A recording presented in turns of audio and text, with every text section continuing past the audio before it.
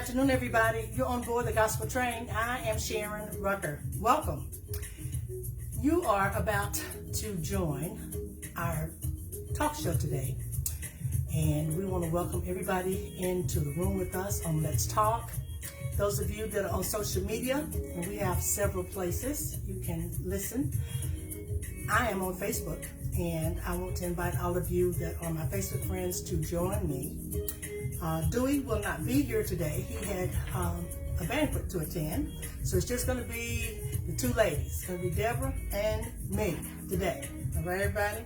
But we're going to carry it best we can. So I want to invite all of you to come into the room, click your share buttons, click your like buttons, and share this video in as many places as you can. We will get started in about 2 minutes.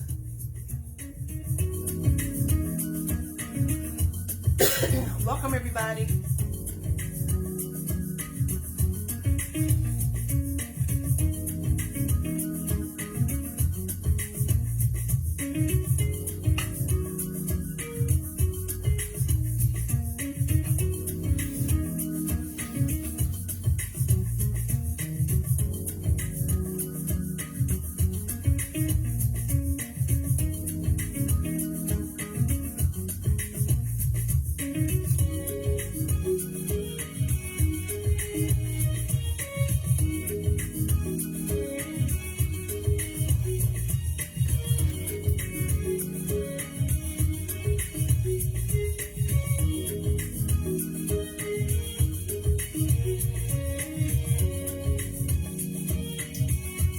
Welcome, everybody. Come on into the room, click your like and share this video for me.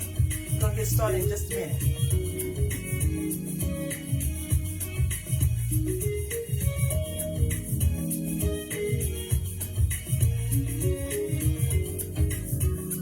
Okay.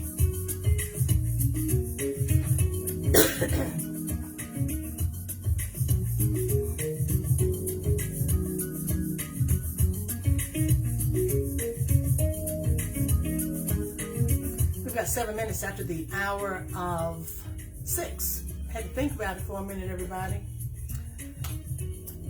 I don't know if you all like daylight savings, but for the first time, this is my first time, I was about to say, I didn't have any complaints this time. I'm not sure if my brain just accepted it or what, but I was okay with it. Now, I'm not okay with it staying on this time because it's going to mess up our sunsets. But I was actually okay. Hey, Clem, I couldn't remember, I was about to say 7 o'clock, and I was telling everybody I actually didn't have a problem with daylight saving this time. And I'm not sure why. I don't know if my brain just dealt with it. But I don't want it to stay on this time because, you know, we're already losing daylight at 8:45 now, which is daylight saving. 7:45, it's dark.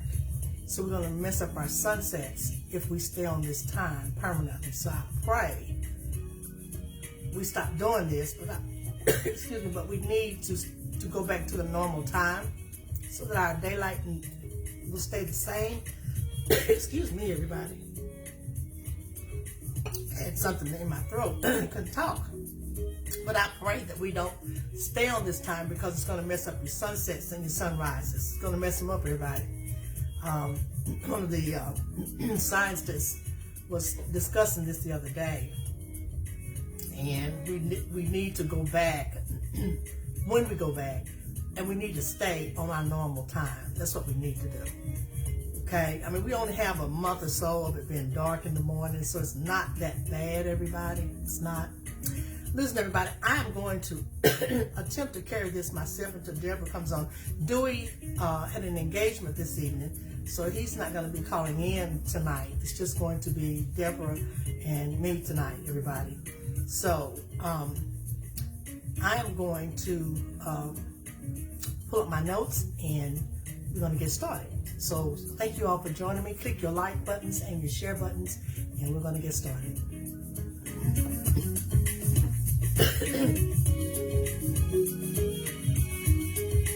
Okay.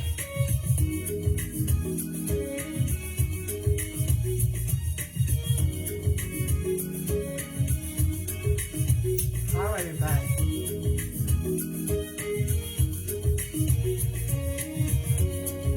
we got here?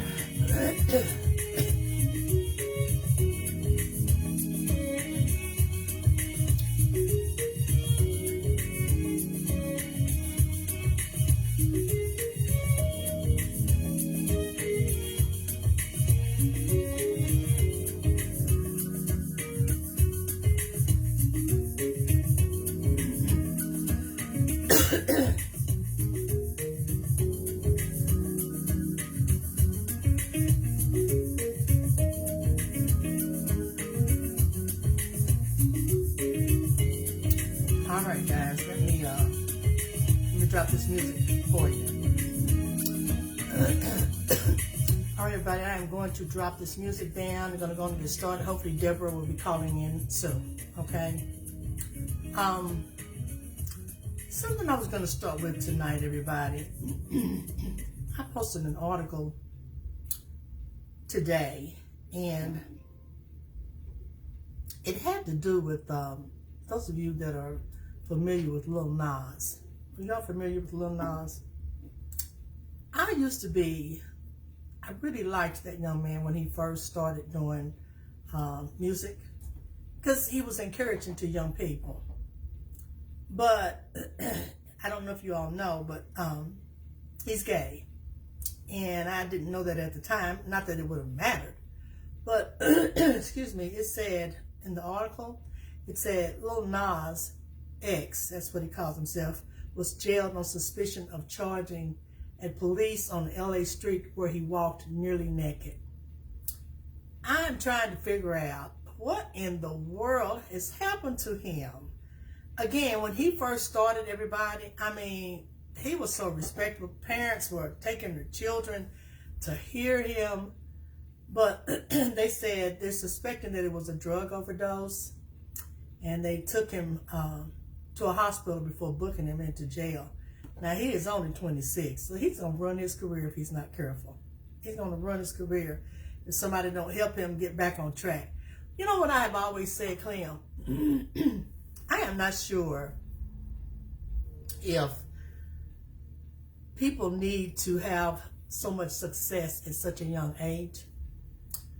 And I say this, everybody, simply because I don't know if our brains and our minds are capable of accepting all of the fame at such a young age.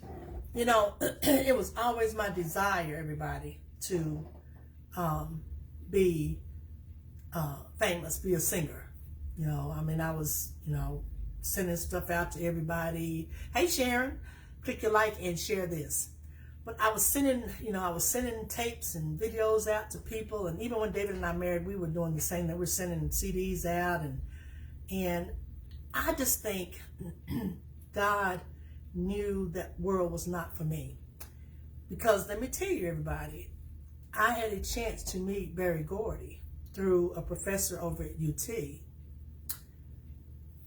And I am not sure what happened that it got blocked. I'm not sure. But this person at UT actually knew Berry Gordy really well. And he heard me sing somewhere, and he was just in awe. He thought, you have no business being here in Knoxville, Tennessee. I mean, with a voice like yours. But it was going to be R&B. And I was only maybe about 20, 21, everybody. I was young. But I am not sure what happened. Something happened. But when I look back on it now, I think it was God blocking whatever was going on. Because, again, that world could have gotten me out there in a place where I could have been strung out. A lot of the singers back then, they were giving them drugs because black people back in my day had to sing in little, they call them juke joints, little hole in the walls, okay?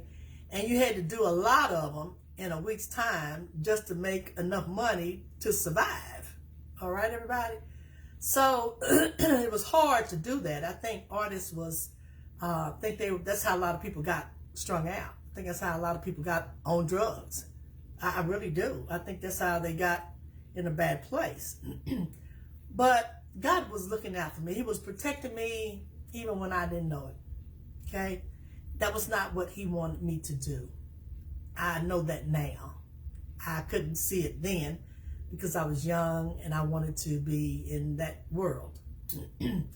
So I am just grateful that he has gotten me to a good place. This is where I belong. I belong in this world, all right? The world of gospel music and praising God, and this is my world, all right? I'm not even sure if I even would want the fame if I could get it now. I'm not even sure if I would want it now, everybody. Not at my age, okay? Because I'm blessed. God has been good to me. And I don't know if that world would be what I would want now. I'm serious. Even if I got the opportunity to do it now, I'm not sure if I would want it now. So always be grateful that things didn't happen that you wanted to happen, because there may have been some things out there that may have put you in a bad place. I think Deborah's out here. Hey, Deborah. For the Coliseum Music. Deborah? 2000. Yeah. Okay, hang on. I must have something running in the background. Just a second here. Let me check and see what I have running, Deborah. Something is running. Okay, I'm sorry. I had a tape of Vivian. You all be sure, excuse me, and go and listen to Vivian's tape. She is trying to fight for us to keep Chilhowie Park. Those of you that live in Knoxville, they are trying to take Chilhowie Park away from our part of the town. Okay, and they kind of did it undercover. All right, Deborah, are you still there, Deborah? Deborah, okay. I was just telling everybody. There was I had something running in the background. Telling everybody, our mayor and some other leaders are trying to take one of our parks that we have had in this community since I was a child. In fact, it was a park, Deborah, where on June the 8th, we could only go on June the 8th. It's called Chilhowie Park. And they're trying to sell the property. But they didn't go about it the right way. You know, they didn't meet with the community to see what the community wanted to do. And we had a lot of people at the meeting that they had on Tuesday. There was a lot of people, I understand, that was there. So I'm hoping that we can hold on to that park, because it needs to be used. It's not used enough. It's only used for the fair and you know, certain other events that are going on, Deborah. So they're trying to sell it to a program called the Emerald Youth Program. But let me tell you how low down they were, Deborah. How about they bust in about 2 loads of those children into that meeting? And I think the purpose of them doing that was so that, you know, the kids could, I don't know what, maybe have some kind of an impression on everybody wanting to keep that park. I don't know. I don't know what the reason was for busing in 2 busloads of children. And the meeting got a little hostile in there. So I don't even know if those kids needed to be in there, everybody. So I don't know what that was about. I think that was kind of low down on their part. What you think, Deborah?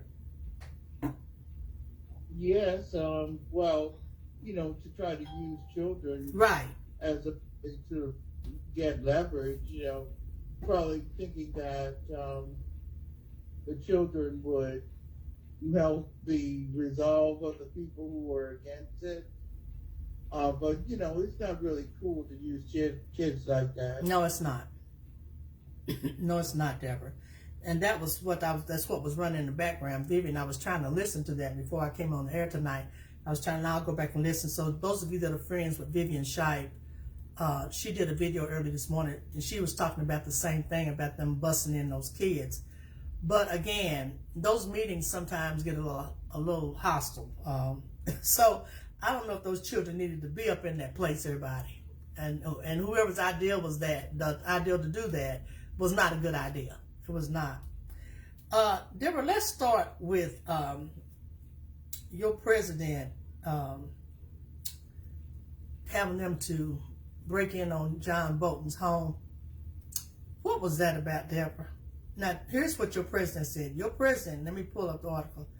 Your president said he didn't know that was going to happen. Okay? Hold on just a second. Let me just read to you what he said.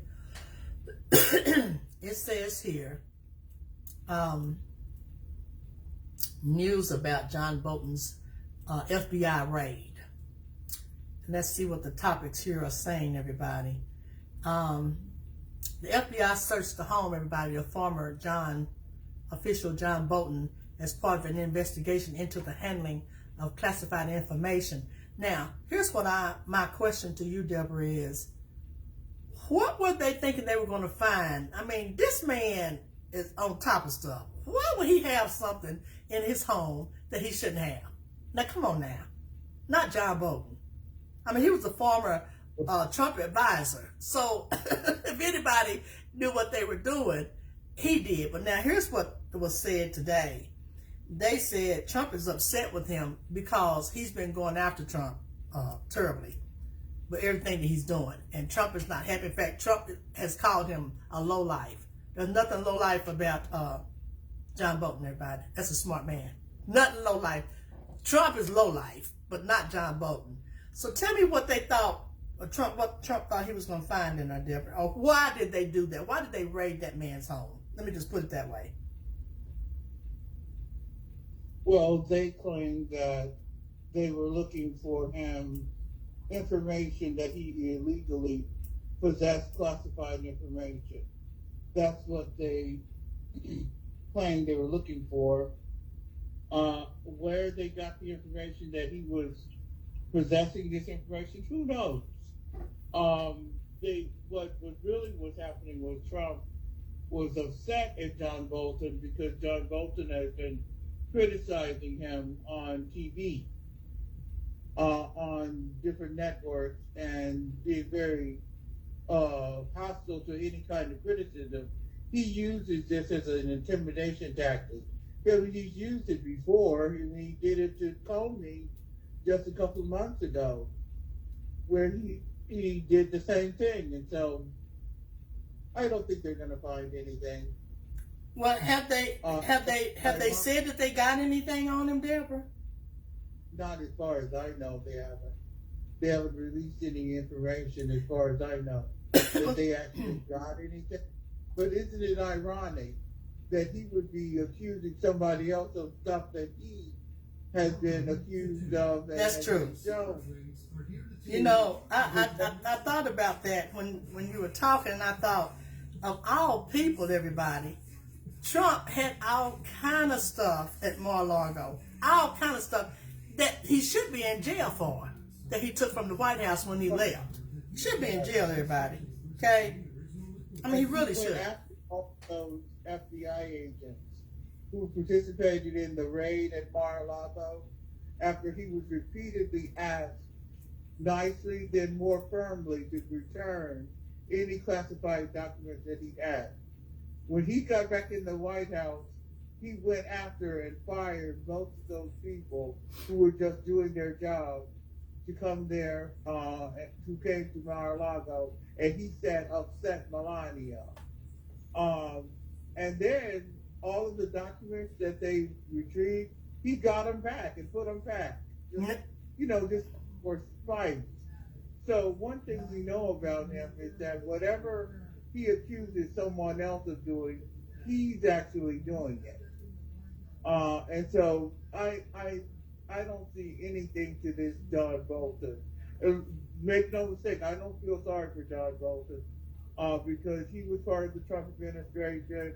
He knew what he was getting into, and he's a snake too. Yes, he is. However, in this sense, nothing's going to come of it. It's just a way to shut people up, so that anybody else who thinks they're going to get out there and criticize him have to worry. Excuse me. Well, let me tell you what. Let me tell you what Michael Cohen said. Michael said that John Bolton needs to lawyer up. He said there's no doubt that he needs to lawyer up. Okay. Now I don't know what Michael Cohen is referring to, everybody, but that's just what the article here in front of me said. Okay. So, maybe Michael is saying. I don't think anything's gonna. Michael Cohen, of course, would say that because of the trouble he had with Trump. But I don't see Trump doing anything other than what he's doing with the others. He did the same thing with Comey. He's done the same thing with a number of other people. Retracted the security clearance of a number of people, including what's that guy Brennan, who was over the CIA.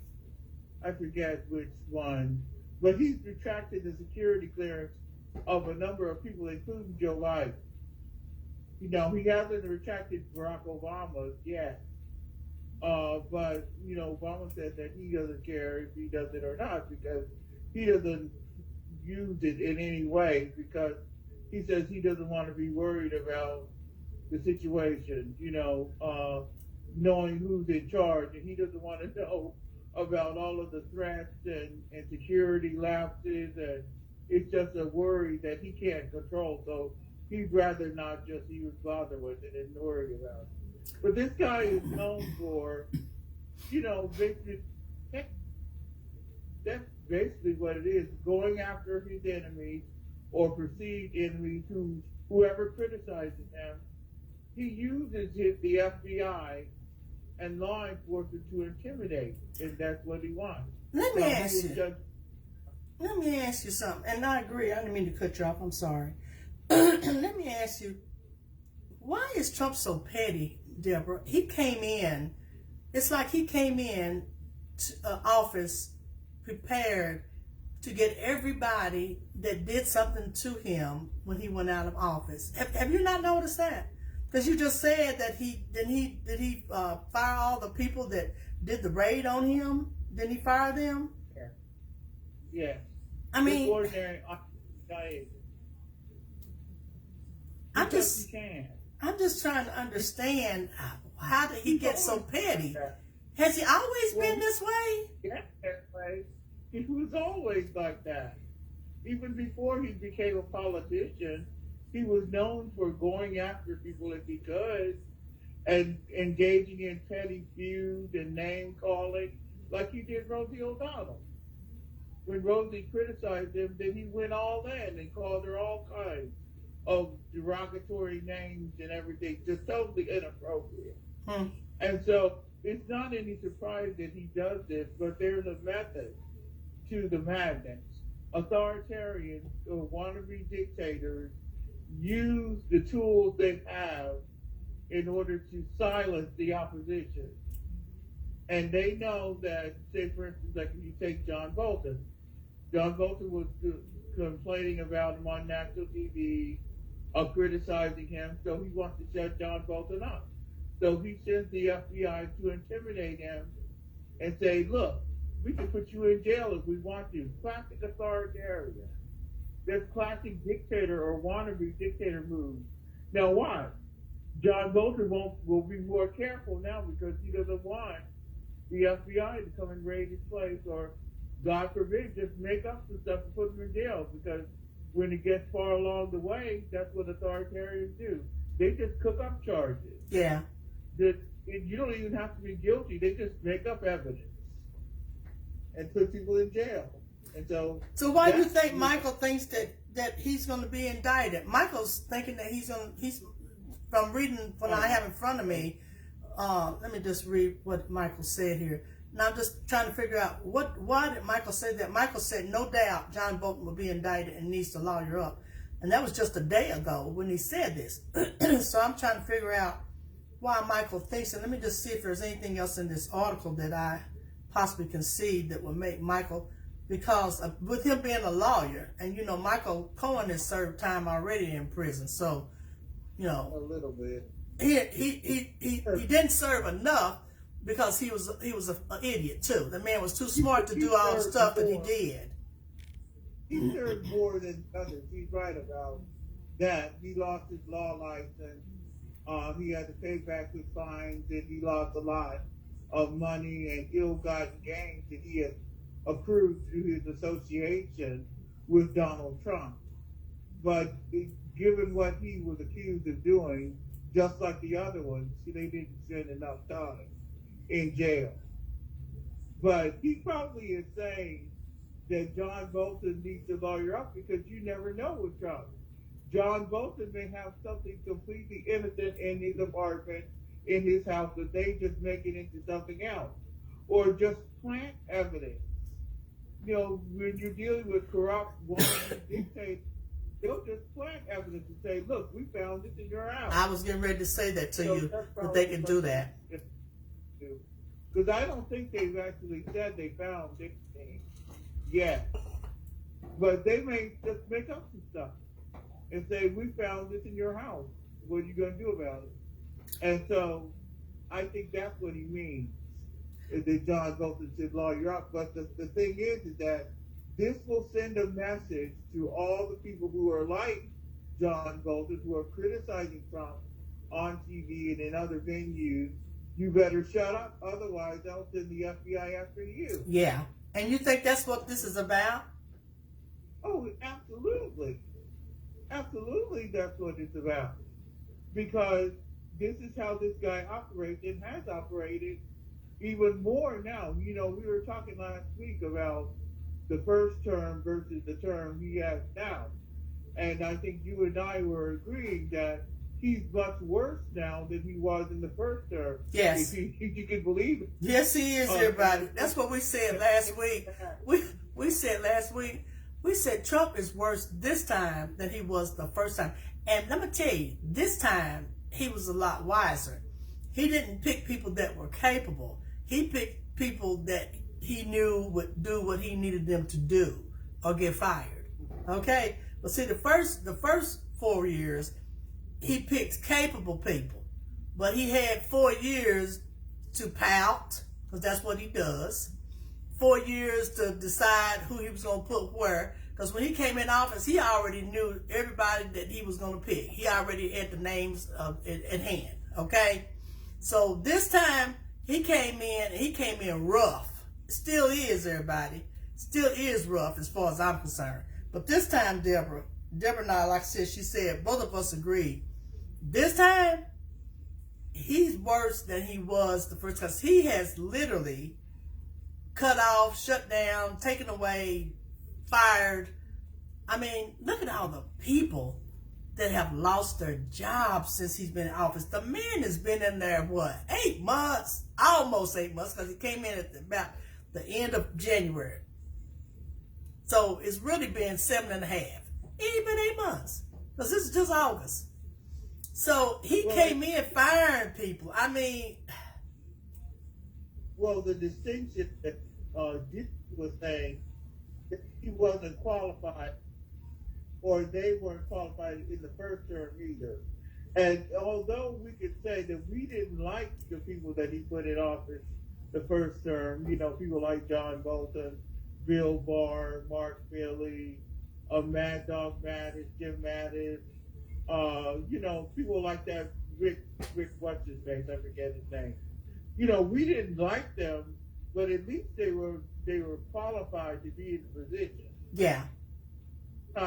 The only qualification you need is that you're loyal to Trump, and you'll do anything for him. That's what you need. He doesn't have not a single one in the office, with the exception of Marco Rubio, who's actually even remotely qualified. Well, that's true.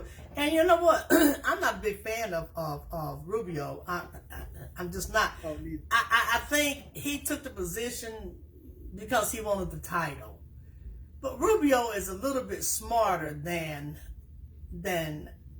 this to be even dealing with this. And I'm gonna tell you why. I'm gonna tell you why I'm basing this on. I have watched him sometimes when Trump has been in meetings with some of these people from these other countries, you know, Netanyahu and some of these other people. Mark Rubio has been in there. And I've tried to watch the expression when the cameras is on his face. He tries to keep a straight face, but I think he's thinking, oh my God, you know, this should not be going this way. I just think, Deborah, he knows it shouldn't. You know what I'm saying? Absolutely. And the other one that is nominally qualified would be Dr. Oz. Oh, Lord. Because I'm so disappointed in him, I can't understand it. When I see him now with that blonde hair he's got, I'm be thinking to myself, and I used to promote him, everybody. I used to tell you all, tune him in. because at the time he was on Oprah's show, so he appeared to be a pretty good guy. So has he been deceiving us all this time? Has he been deceiving us all this time? No, I don't think so. I think that was running for senator in Pennsylvania. He knew that he couldn't win the Democratic nomination. That unfortunately John Fetterman fooled us all, but right. He wasn't going to win the Democratic nomination. So just like Bloomberg did in New York City, he switched parties and thought, well, this is the way I can still run. And once he switched parties, he's there. He's a Republican. He's just being opportunistic, but he is qualified. He is a real doctor. And if you remember, he was making some comments that were counter to RFK, who was not qualified to be in the position he's in. If anything, Dr. Oz should be over Health and Human Services, not RFK Jr. Right. And explain that to me, Deborah. Why didn't he put Dr. Oz over it versus Kennedy? Well, the thing with Kennedy is Trump. Trump thinks Kennedy is a kookaburra. You know that. But he's distracted with the way that RFK Jr. looks like RFK Sr. and he's a Kennedy. And Trump is fascinated with the Kennedys. Well, Deborah, stop right there, Deborah, stop. Why is he fascinated with the Kennedys? They can't stand him, other than the one that he hired. The same way he's fascinated with the New York Times, the same way he's fascinated with Elon Musk, and fascinated with Washington Post. This guy loves the creme de la creme. He loves the people who, like he used to love Hollywood, and Hollywood hated him. Right. But right. He looks at Kennedy as American royalty, and he wants the Trump to be like the Kennedy without doing anything to earn it. He just wants to be it. That's why he's fascinated with the Kennedy Center, because he sees that the Kennedys have a long storied history. They have a record of service. They're as close to American royalty as you can get in America. I agree. And that's what he wants his family to be, except for his family are gauche and khaki and low class. Right. And right. He wants to be high class like the Kennedys are. So the Kennedys were very upset with RFK Jr. because he was running with Trump. And so that was his getting back at them. Well, if you don't like it, I'll make you Health and Human Services. Now, what qualification does RFK Jr., who is an attorney, have to be Health? I didn't even know he was an attorney, Deborah. I didn't even know that. Oh, he, in his favor, he used to be well respected in the early years as an environmental attorney. He was all into the environment and stuff, and then something happened to his dude. Something, I don't know if it was drugs or doing too many steroids or something. Something happened to him. And then he never needs to have that froggy voice. Oh, God. That's what I was fixing to say, too. I was going to tell you, I can't hardly stand to hear him speak. Yeah. Oh, it just drives me nuts, everybody. I can't hardly stand. Is something wrong with his throat or vocal cords, or what is that about? Help me. Yeah, he's got some condition. I mean, I don't know that he did to himself, but he's got some kind of condition that makes his voice like that. But it's just annoying. It's like you can't even understand. Like, what is you saying? And then when you find out what he's saying, you really can't understand. That is so true, Deborah. Let me tell you something, too, that I wanted to bring up tonight. I posted this off of Joy Reid's page, everybody. Joy said she earned $3 million while Rachel Maddow makes $30 million at MSNBC. She said despite her higher ratings than some of the male peers. She said she was paid significantly less than some of her colleagues. Now, why do we have to go through this? Are we going to go through this for the rest of our entire lives? Joy had high ratings on this show because I don't know if you all know this or not, but MSNBC realized the mistake they had made when they fired Joy, and they tried to get Joy back. Did you know that, Deborah? No, I didn't know they tried to. Oh yeah, she wouldn't go back.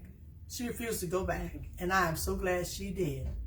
But the fact that she get her back. My guess is they were probably when we all pulled off of the show, off of MSNBC. I'm very seldom on that page now. On that station. Every now and then I try to listen to Rem Sharpton. I still enjoy his show, and there may be one or two others that I may listen to, but I very seldom go out there now. And see, I was taping Joy. I couldn't look at her when she was coming on because they had her on prime time, 7 o'clock. There was too much going on at 7 on my TV that I wanted to watch.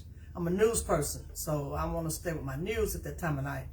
But anyway, when I saw that she posted that she was only making $3 million and Rachel was making 30, I said, well, wait a minute now. Come on. $3 million. And Rachel was making 30 for only one night a week. Oh, wait a minute. That's exactly right. She was only coming on one night a week, everybody, making 30, and probably still is. And she back on MSNBC? Remember, she was supposed to be for the first 100 days, and then they're supposed to do something else. Wow. She was supposed to be for 100 days of Trump. I mean, I don't have anything against Rachel Maddow, but I question why Rachel Maddow's show is worth that much. Me too. Who do just as good a job. Like, I like Lawrence O'Donnell because he's one of the more. I do too, Deborah. I do too.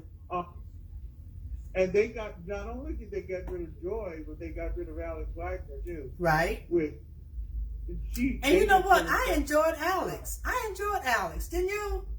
They didn't really give her a chance, though. No, they didn't. They really. I don't think Alex is on there. Well, she didn't even make it a year. I don't believe. Did she? Did she make it a year? Not very. Maybe a year. But I really enjoyed Alex. That was a poorly thought out situation because they didn't even do right, because once they got rid of Joy, then they tried to replace her with Michael and Simone. Right. Are they still on, Deborah? Is Michael and Simone still on? Yeah, I think they're still on, but see, the thing is they miscalculated. Because when Michael Simone and Alicia Menendez were on Saturday, they were a lot more fierce in their criticism of Trump. But they toned it down once they got on the week, because they didn't want to meet the same fate that Joy did. So then it doesn't do any good. No. If you're going to there, you're not going to criticize Trump, if you're going to tip around him. Right. Then what good does it do? And so I think their ratings are just as poor as Joy. I don't think they're doing good because I haven't been watching them. Have you? I haven't been watching Michael and Simone. I haven't. Watching MSNBC at all. Like I said, I'm very seldom on that. I do tape Rem Sharpton, and I like to go back and see who he has on his show. But I'm just not on that page now. It's like they just kind of made me mad when they let Joy go, because I couldn't understand that. Of all people to let go of Joy Reid, and I'm going to tell you, Trump probably has something to do with that too. Let's face it. He probably has something to do with that. He probably has something to do with Joy getting fired, Deborah. Well, when she got fired, Megyn Kelly was gloating. You know, she got fired, and I don't know what she's gloating for, because she doesn't even do as well as Joy. So I'm sure he was happy.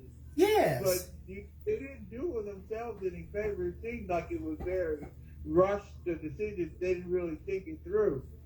And so now they're struggling, because you notice they changed their name this week to MS Now. Now, why did they do that? Why did they change the name? What was that about? I mean, what do they? Why do they need to change it to MS Now?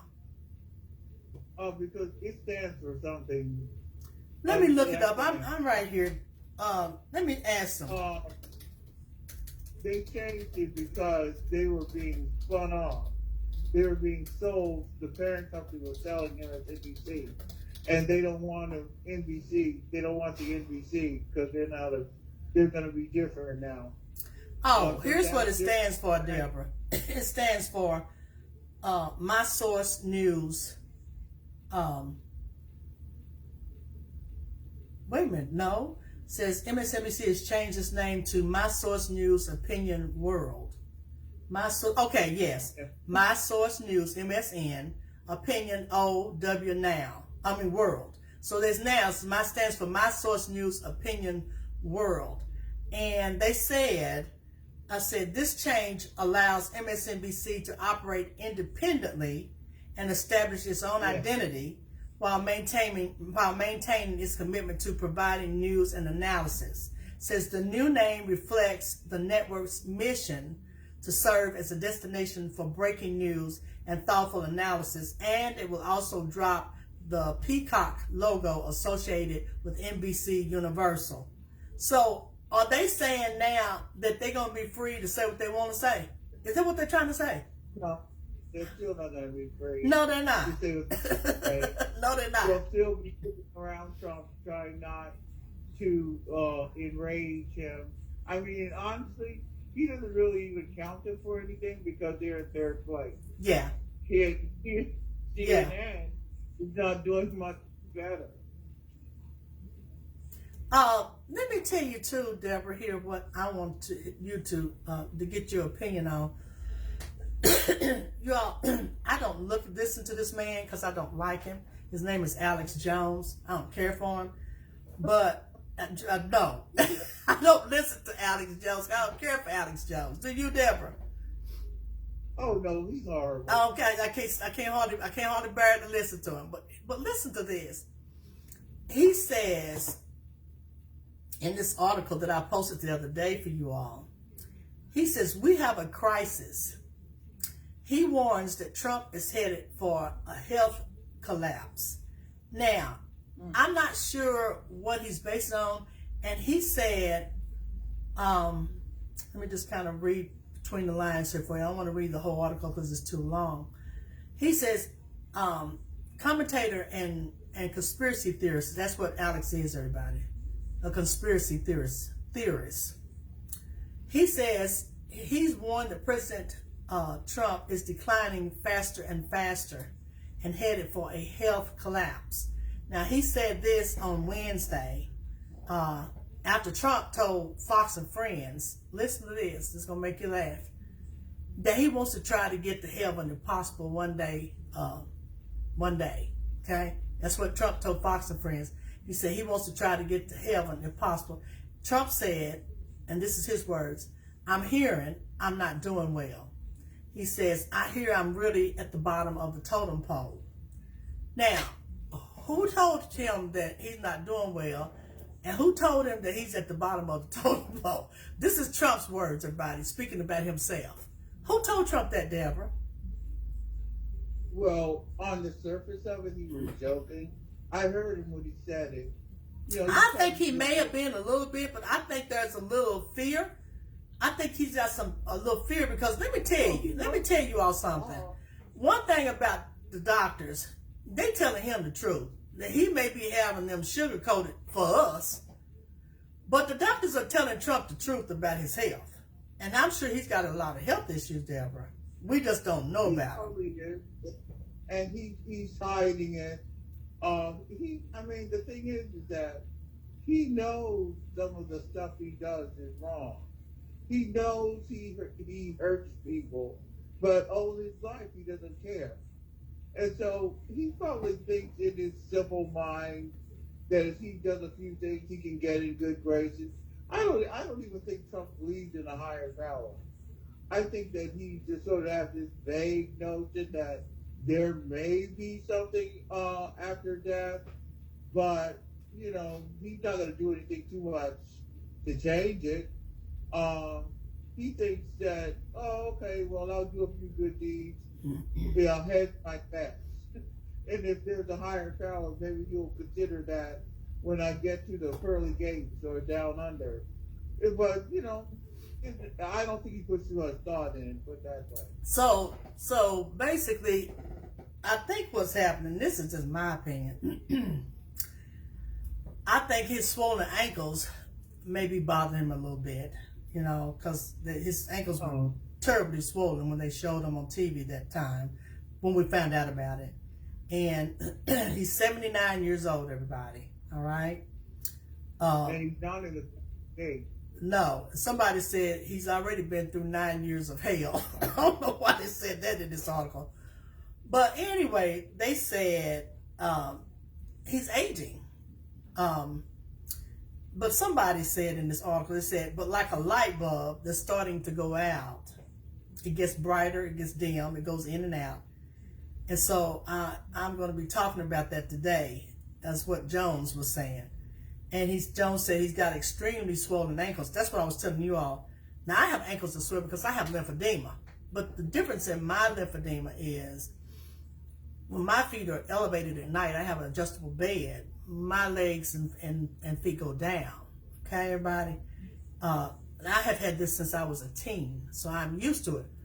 But when you're 79 and you're battling lymphedema, and I'm sure that's what that is. They just didn't call out that name because it would have probably made everybody paranoid all over the world that don't know what lymphedema is. Okay, it's fluid. It's when you hold fluid. But to be 79, and then he has a terrible eating habit. I cannot imagine how many hamburgers that man probably eats a day in that office. And he put that button back. Did y'all know he had a button where he could push a button for them to bring him Cokes and Pepsis or whatever he drinks? Did you know that button is back, Deborah? No, I didn't know. Well, it is. I saw that somewhere. The idiot put the button back. So he's probably pushing that button all day for a Pepsi or a Coke all day. That's probably loaded with 50 or 60 grams of sugar. You see what I'm saying, everybody? Okay? Yeah.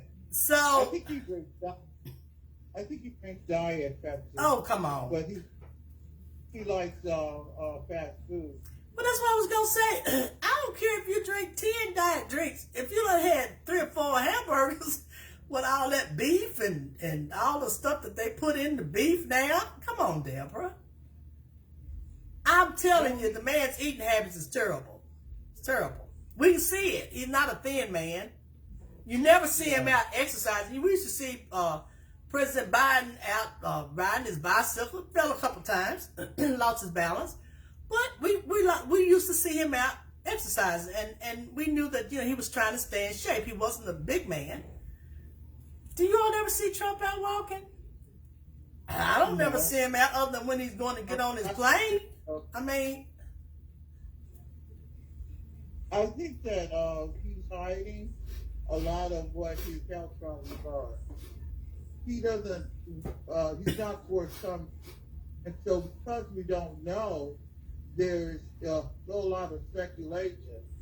But I mean, just say, for instance, he was a regular 80-year-old guy, and he had pretty good health insurance. He still would have numerous health problems. That's true. Diabetes, heart problems, problems with swollen ankles and legs, and any number of health problems. That's not unusual given his age. But, because we don't know about it, then a lot of people are speculating. Yeah. That's why there probably shouldn't be 80-year-old presidents. That's true. That's true. Let me add one more thing and we'll be through. Deborah, let me ask you, is it your night to do Black History? I know Dewey did it last week. Are you prepared? If not, I'll pull up something. I'll do it next week. Okay. Then I'll find something. But let's talk about this right quick. First of all, everybody, I wanted to tell you all this, and then I'll move to this last thing. I want to give condolences to Debbie and Felicia, everybody. Their mother passed, and what was so special to everybody, her name was Vivian Ayers. She was 102 years old. This not too long ago had a birthday. So how blessed were they to have had their mother to be here Yeah. to live 102? I just said, oh my God. I mean, I know that's still heartbreaking because that's their mother. If she lived to be 122, it wouldn't be enough because that was their mother. I just thought how special that she got to be here to see all the grandchildren and great-grandchildren. And I just think it's awesome, everybody. I do. But here's the last thing that I wanted to go over with us, Deborah, me and you. Trump is demanding that Lisa Cook, everybody, who is the first black woman Federal Reserve member, he's demanding that she resigns. He's accusing her of mortgage fraud. Now tell me what that's about. Tell me what that's about, Deborah. I didn't know that he was. Yeah. I thought that. I posted this week. Everybody. But he is accusing Lisa Cook, first black Federal Reserve member, of mortgage fraud. Mortgage fraud. All things to be accusing her of. Huh? Powell, he's after Jerome Powell too, because he wanted to lower interest rates because the numbers aren't looking up in his favor. That's right. And so, good authoritarian, he just fudges the numbers and just makes up some stuff. He wants people to just make up stuff. And Powell hasn't released the internet. He talked today about possibly lowering interest rates, but he's not committal. But it's not surprising that he would pick out the black person. He's been trying to do that at numerous institutions. The Librarian of Congress, he got rid of her. Of course, he got rid of the Joint Chiefs of Staff guy. He is after Lonnie Bunch, who's over the Smithsonian, the first black head of the Smithsonian. Right. He's been trying to get rid of him for a couple of months. And so far, he hasn't been able to do it because That's true. the isn't under his purview. So is it any surprise that he would pick out the No, easy it's target? not, but it's just frustrating that we have a leader in charge that when things don't go his way or numbers aren't where he wants them to be, the first thing he wants to do is either reprimand the person or fire the person. That's the kind of leader that the United States has in charge, everybody. Okay? So, He jokes about, say what, Deborah? he jokes about firing people, ruining people. You know, that's why he doesn't think he's going to go to heaven, because he knows he's not right. Well, you're right. He most definitely fires. I don't even know if he reprimands them. I just think sometimes everybody, he just goes on and fires people. Okay? Oh, you're fired. Don't get out of here. Like, you remember that guy Rex Tillerson? The Yes. secretary? He fired him on Twitter. See, that's the stuff that he likes to do. You know, don't even give him the courtesy of calling him in and letting him go. Just fire him on in public. Wow. Just to humiliate. So it's not surprising at all. Well, You know, this is I just hate that we are in a country. This is supposed to be. I think that we were considered at one time the greatest country in the land. I think at one time. Okay. a new order. Huh? We're looking stupid. Right now, we Not look completely stupid. First of all, we look stupid because we put this man back in charge for a second term. So we really look stupid, period, doing that. Okay? And then when you put him back in, he's turning on the very people that put him in. Okay? So we just look foolish as a nation, everybody. The very people that voted for him, he's turning on them. Okay? And I don't have a lot of compassion. I have some, but I don't have a lot of compassion for all these people now that keep saying, you know, I wished I had, but I don't have compassion for you. The man told you what he was going to do. He told you what he was going to do. And you believed, and you didn't believe him. You didn't believe what he said. You didn't believe because So you they- thought that it was going to affect my color and poor people. That's what you thought. Those of you that put Trump back in place. And if you're going through something, well, that's on you because, you had a choice and you chose to put Donald Trump back in office. So I say so be it, Deborah. How about you? No, I say so be it too. So be I it. don't- No compassion here. None here. Everybody, I'm going to do my Black History moment. And let me tell you who I chose tonight. I already had it put up just in case you were not ready, Deborah. See, Deborah, I wasn't even a Girl Scout, but I try to stay prepared. No. I need you to do the same thing. If none of us have a Black History moment, I need you to have one prepared, Deborah, at all times. Okay? I'll do that. Thank you. Tonight we're going to talk about Anna Julia Cooper. It says Anna Julia Cooper was a force of nature in education and activism. She wasn't just a scholar, she was a powerhouse who believed education was the key to Black women's liberation. She was born enslaved in 1858. She fought her way into higher education, earning degrees when people thought Black women had no business in academia. She attended Oberlin College, and she later became one of the first Black women to earn a PhD from the University of Paris. Cooper wasn't satisfied with just breaking barriers for herself. She wanted every Black woman to have the same opportunities. She spent years teaching at the prestigious M Street High School in Washington, D.C., and she was known for pushing her students to aim higher than society allowed. Her 1892 book, A Voice from the South, was revolutionary, arguing that Black women's voices were essential to social progress. She refused to be boxed in by the women's suffrage movement, which often sidelined Black women. Instead, she tackled racism, sexism, and classism. Cooper didn't just talk about change, she made it happen. She co-founded the Colored Women's League of Washington, and she fought for better schools, job opportunities, and social services for Black communities. Even in her later years, she continued to advocate for Black women's education, serving as president of, and I'm going to try to say this, Friedland-Heysen University. She believed education was the most powerful weapon against oppression, and she lived that belief until she passed, listen to this, at 105 years old. She saw generations of Black women rise, and she knew she had played a role in their success.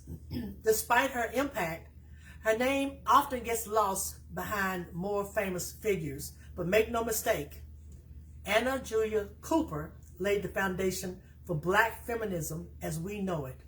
She knew that voting rights were important, but she also knew that real freedom meant having the power to shape one's own future. That's exactly what she fought for every single day of her life. Tonight, everybody, we salute Anna Julia Cooper. Wasn't that great?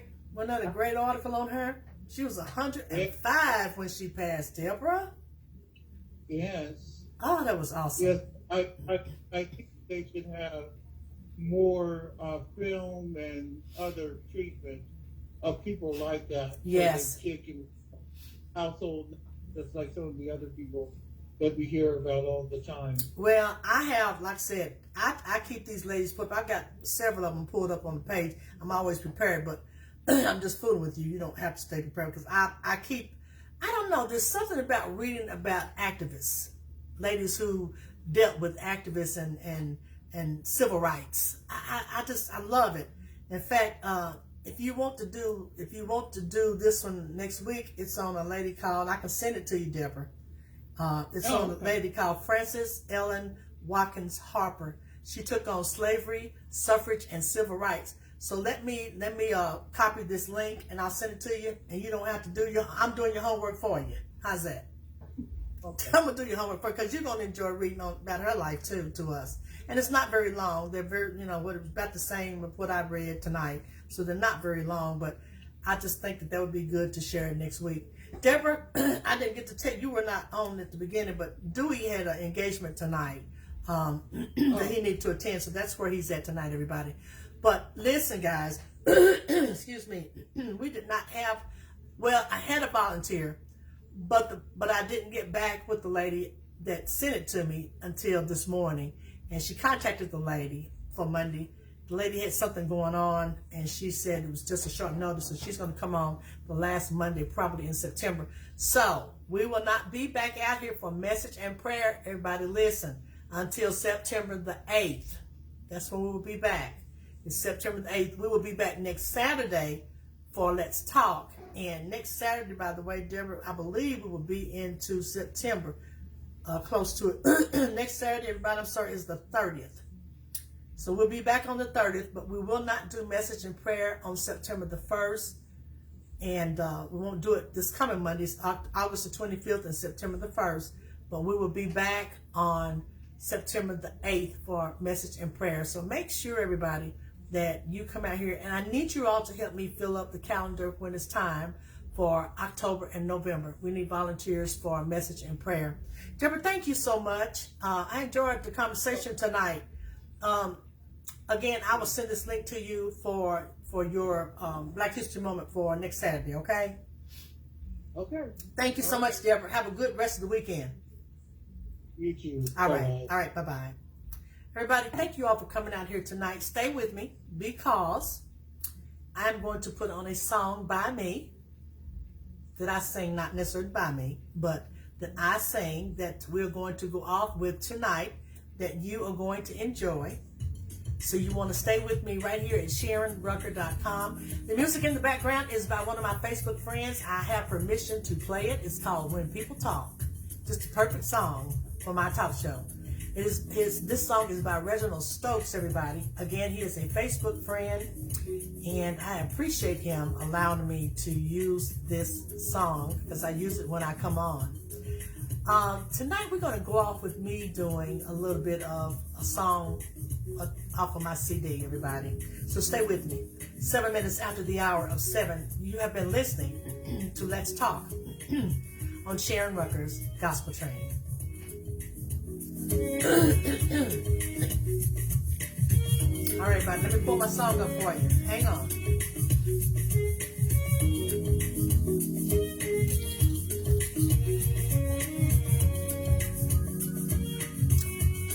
I'm going to choose tonight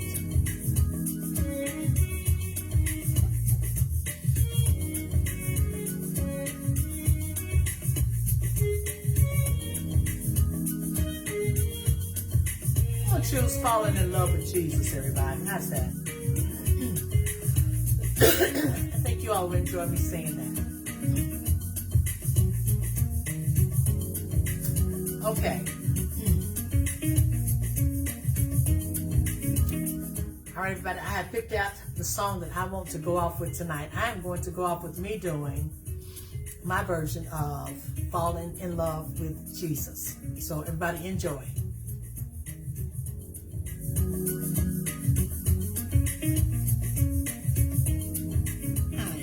This is Sharon Rucker, owner of The Gospel Train. Thank you so much for riding and listening to The Gospel Train at SharonRucker.com. Continue to enjoy the very best in urban and contemporary gospel music right here, 24/7 at SharonRucker.com.